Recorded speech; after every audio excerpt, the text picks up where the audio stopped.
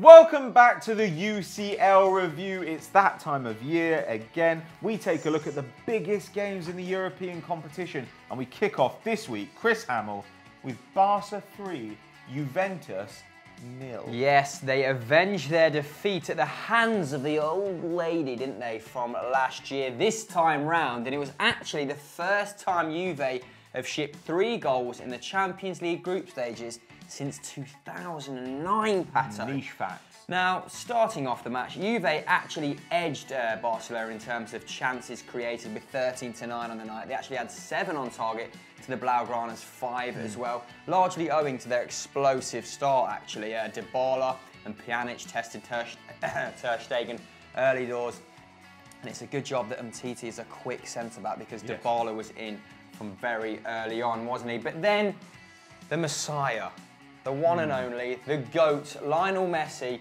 popped up after a quiet 45 in which he was dispossessed 3 times.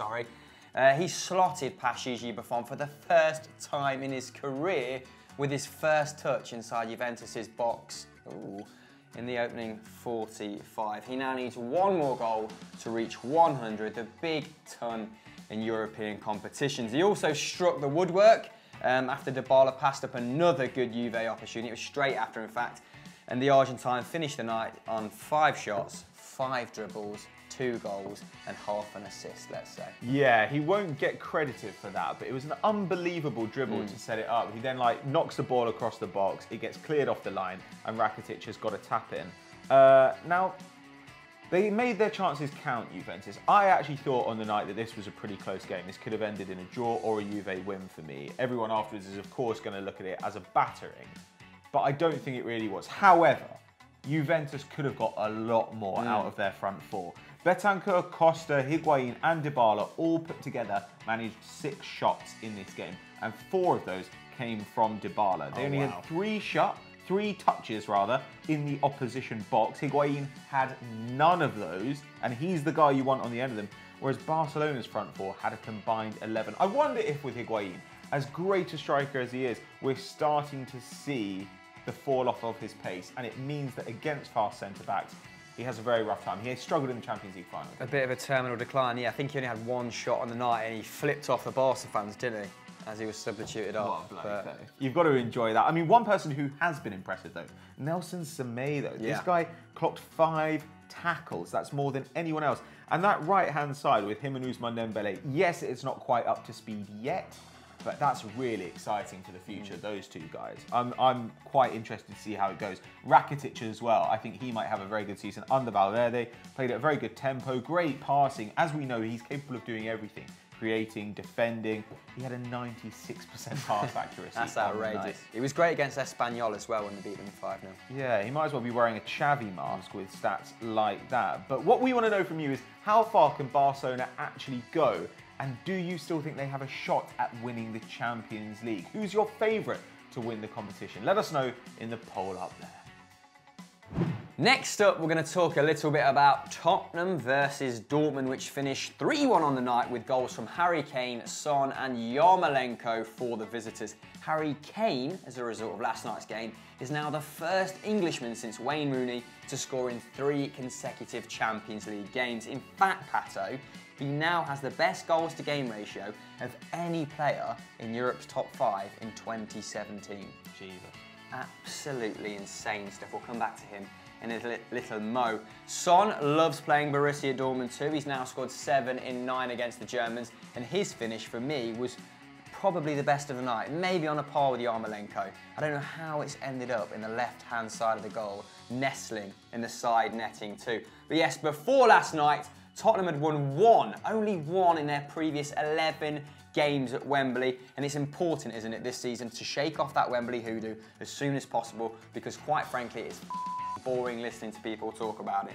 But Spurs didn't have it all their own way. They were penned back in the first half despite taking the lead. In fact, in the first 45, no single Spurs player had an average position in the BVB half. That is insane. So Peter Bosz has carried on that pressing philosophy implemented by Tuchel and Klopp, hasn't he? And Spurs actually finished the night on 32% possession, but still managed to double the efforts of the visitors in terms of shots on target with 4 for 2, although the visitors were unlucky, weren't they, with that lovely goal by Alba, wrongly ruled out for offside. Yeah, I think actually that Aubameyang goal should have put Dortmund ahead. I don't think the Kane goal should have stood. I thought he fouled Socrates, but Dortmund did have some iffy defensive moments. Of course, they conceded 2 in the opening 15 minutes. That's the first time they've done that in the Champions League. Wow. And both sides kind of struggled to keep hold of the ball. I actually thought Spurs weren't pressing as much as usual. They were packing the midfield instead and then hitting on the counter-attack, which perhaps explains why they had nobody in that opposition half in the first 45 minutes. Both sides lost the ball 24 times. So at a certain point, it was absolutely chaotic. Harry Kane, though, my God, did he dominate those Dortmund centre-backs. Completed 2 dribbles, picked the ball up 9 times in the box. By comparison, Aubameyang did it 3 times. The only player who did that more was Pulisic, who of course also had a goal ruled out, though that was Aubameyang's stupidity there, taking a swing at it when he should have realised he was offside. To be honest with you, I was genuinely surprised at how Dortmund weren't inferior. Missing a lot of players. Yeah, I thought Dortmund were going to be comfortably beaten in this game, and actually I thought that for a lot of the game they were superior. This is despite missing Bartra, Reus, Schmelzer, Guerrero, Roeder, Schürrle. That really can't have helped them, especially defensively. Spurs, on the other hand, I suppose they were missing Dele Alli, of course, seeing out that suspension from last year. But now the question seems to be, I don't know how it's pivoted to this, but after Harry Kane put in this performance, suddenly everybody was talking on social media about whether he's going to have to leave the club in order to be considered world class. What do you think? He's actually scored the same amount of goals as Cristiano Ronaldo in this calendar year, which is 29 at current, which is bloody impressive when you think about it. But it doesn't matter what we think, it matters what you think. The EFD squad, let us know in the comments below. If you're wondering why Chris Hamill looks so upset, it's because we move on to Celtic now. Now, we know how Scots like things battered. Good. And on this occasion, it was Celtic as they lost 5-0 at home to Paris Saint-Germain. Chris, what happened, mate? Yes, much like the Mars bars and the deep fried pizzas. Yeah, deep fried pizzas, I said it, they are available. Brendan Rodgers, for the second time in 2 years, has watched his side on the opening night of the Champions League be absolutely dicked on. And I've got to say, the Parisians put on an absolute feast. Thrashing us, as you said, 5-0 at home. Prior to this, Celtic's biggest loss at home was 3-0. So this was a sore one, you know, under O'Neill. Parquet, a bit of a fortress, not been the case of recent years. The Parisians have now scored 25 goals at the start of the season, with Neymar and Cavani being directly involved in 21 of them. They are good, this just in. Sickening. And that entire front three on the night were absolutely irresistible, completing 8 shots and 11 dribbles between them, with Neymar alone beating his man 7 times. It's got to be said, that man was 18-year-old Tony Ralston, who was making his debut in the Champions League. Tony? Patrick Roberts actually completed the second highest amount of dribbles on the night, with 4, giving Kazawa a hard time at points down that right-hand side. But the Celtic man often found himself isolated as Lee Griffiths had to drop really, really deep. In fact, the Scotsman only had 1 touch in Paris's box. So, you know, not good. Often spells not scoring when your striker, his average position is in midfield.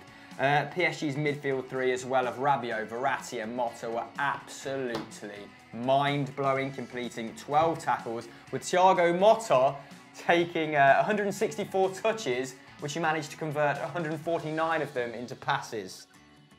How has that happened? How's he done that? Because his anticipation is so good that he manages to make an interception or a tackle while simultaneously offloading it. That's mental. I just had 0 luck on the night. It was a ruthless footballing lesson, wasn't it, Patter? Yeah, well, PSG had 69% possession. Nice from them. And they completed 91% of their passes. 859 of them. 859. Bananas. They had 5 goals with 6 shots on target, though, so they were basically putting everything into the net. Yeah. Like, it was a little bit rough for Penalty Celtic. as well. Yeah. And an own goal. Yeah, well, Celtic kind of had no luck, did they? Areola, they had 4 shots on target themselves, but nothing got through him.